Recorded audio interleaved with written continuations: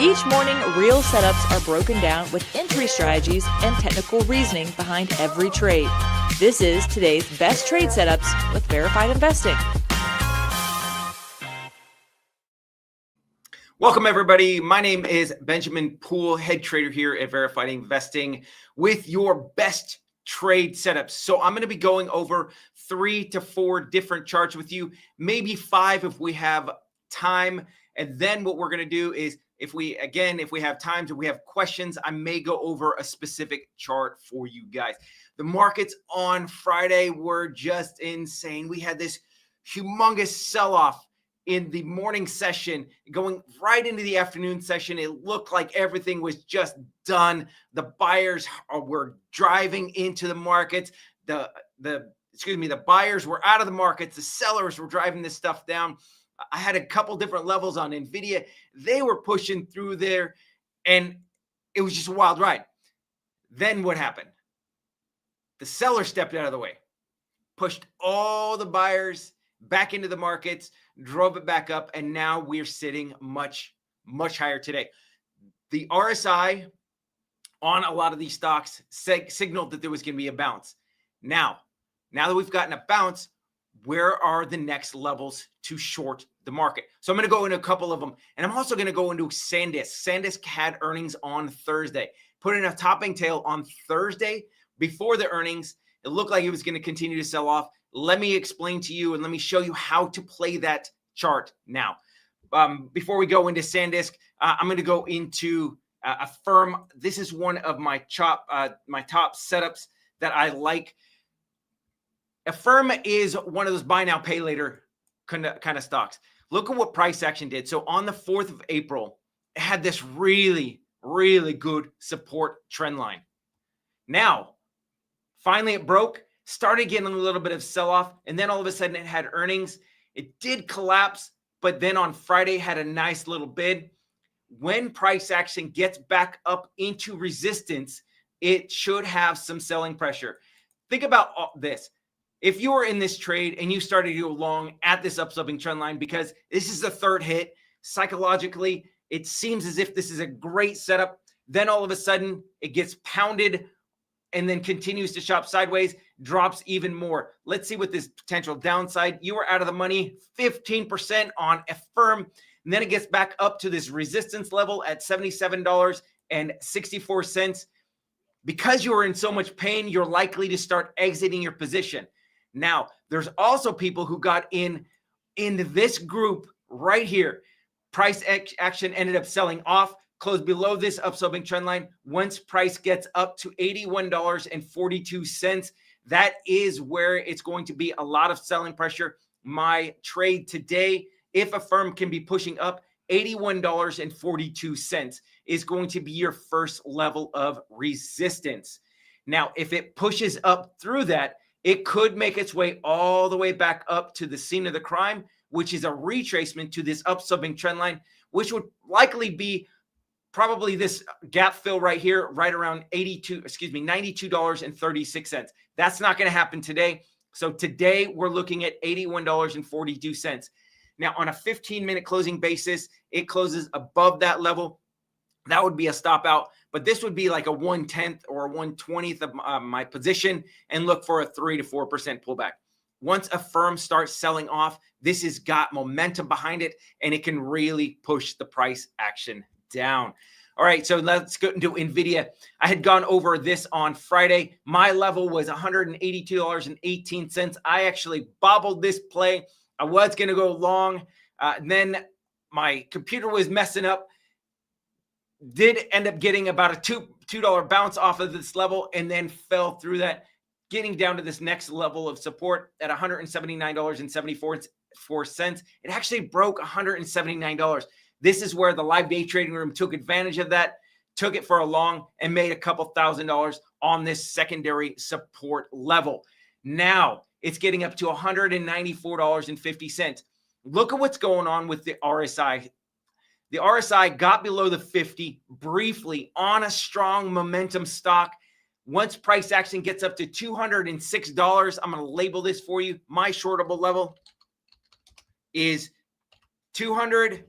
$206.84. I don't think it's going to get there today, but this is the first shortable level that I have for Nvidia. Once price action gets back up in there, you have these people who were super bullish on Nvidia and were down as much as 13% from this gap fill. So when price action gets back up to this $206.84 level, that is where people are going to be panicking, selling, exiting the trade, and looking for, and we're going to take advantage of those sellers who are emerging in the markets. LMND is another trade that I was going over. I had mentioned that the RSI was overly extended, and we had a potential to go up to $79.54, and that was my max upside for this. If it does push up past this, $89.88 is still my technical level for another short. But right now, the $79.54 level is currently intact as far as resistance goes. Rigetti is another stock. I was mentioning Rigetti and how to play a head and shoulders pattern. Rigetti finally ended up breaking this head and shoulders pattern, closed below, so it confirmed. So let me go ahead and show you how to play this. Rigetti confirmed below this low pivot. So this was a confirmation of this broken head and shoulders pattern for Rigetti. If price action gets back up to the scene of the crime, which is this broken neckline, this is your shortable level. And the nice thing about an upsloping trend line and a retrace to the scene of the crime is you get the opportunity to stop out on a daily closing basis above the neckline on a stock and minimize your risk. Now, you can maximize the amount of profit by taking the tip of the apex of the head down to the neckline and taking that exact same measurement from the broken trend line.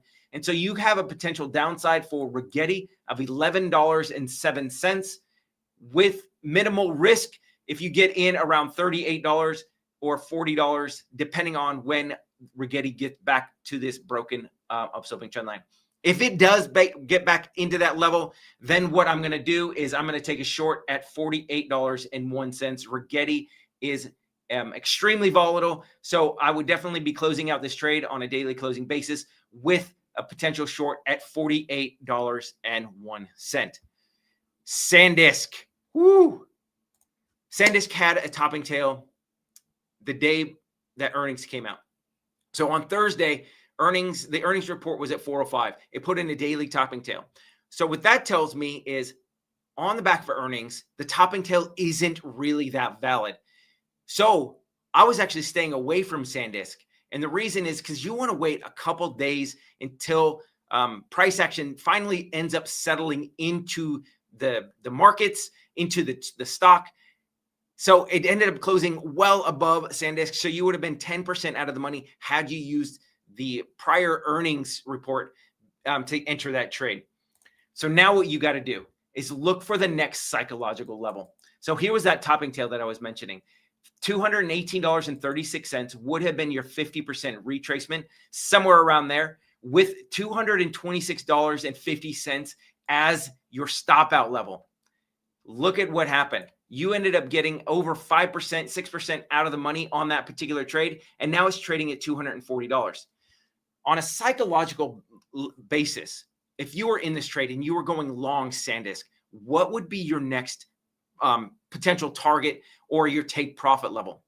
Most people would look at 245 or even 250 because that's a whole round number. We're used to these quarter round numbers, so 225 or even 250 for your next psychological level. So we want to be able to set our entry levels at around 250 to take advantage of those people who are taking profits and ride that trade down as well. If we can recapture the top part of the topping tail around $226.50, we can actually probably get another 4 to 5% to the downside on that. And if we can break below the low of that topping tail, the sellers will come in droves and really drive the price of SanDisk down.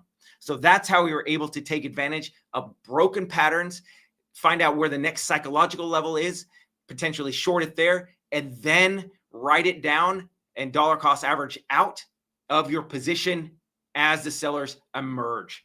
All right. So the next one I'm going to go over, and the last chart that I'm going to go over for you guys is FI. I had mentioned this yesterday or on Friday. The RSI is starting to uptick. So we're starting to get some positive RSI divergence on FI.